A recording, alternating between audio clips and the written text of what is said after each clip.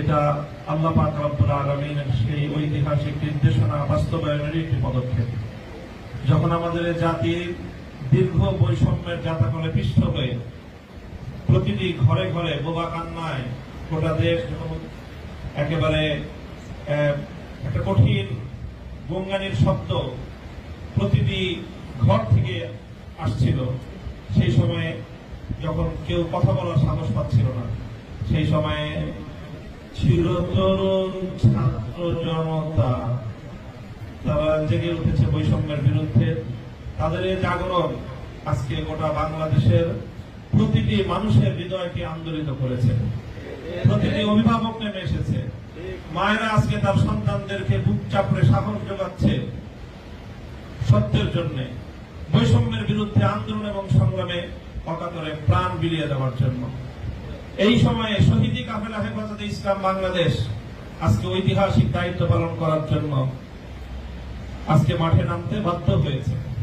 আমি মাঠ বলবো, আমাদের দায়িত্বশীলরা বলেছেন দোয়ার মাধ্যমে আমাদের সূচনা, এর ফলে দোয়া হবে আরেক নতুন সূচনার জন্য।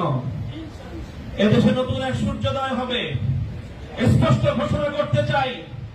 আর যদি একটা গুলি চলে, হেফাজতে ইসলাম বাংলাদেশ ঘরে বসে থাকতে পারবে না। আমার সন্তানের লাশ নিয়ে আমরা কবরস্থানের দিকে যাব না।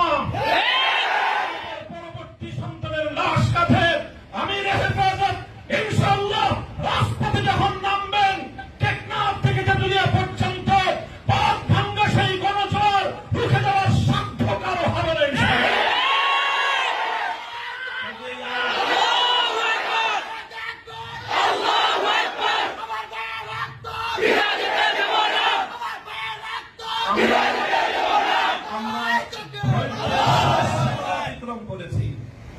পরিস্থিতি এভাবেই যদি চলতে থাকে, আর যদি আমাদের দেশের জনগণের নিরাপত্তার দায়িত্বে নিয়োজিত আইন শৃঙ্খলা রক্ষাকারী বাহিনী বুলেট যদি আর বন্দুকের নল থেকে আরেকটি বুলেট ছুড়ে, তাহলে বাংলাদেশের পরবর্তী গণ অভ্যুত্থান অবশ্যম্ভাবী হবে। সে অভ্যুত্থান রুখে দিতে কেউ পারবে না। আমরা আল্লাহ পাক রব্বুল আলামিনের কাছে দোয়া করব, যারা বৈষম্যের বিরুদ্ধে জীবন দিয়েছে, যারা বৈষম্যের বিরুদ্ধে জীবন দিয়েছে, অত্যাচারীর হাতে যাদের প্রাণ গিয়েছে, তারা নিঃসন্দেহে শাহাদাত বরণ করেছে।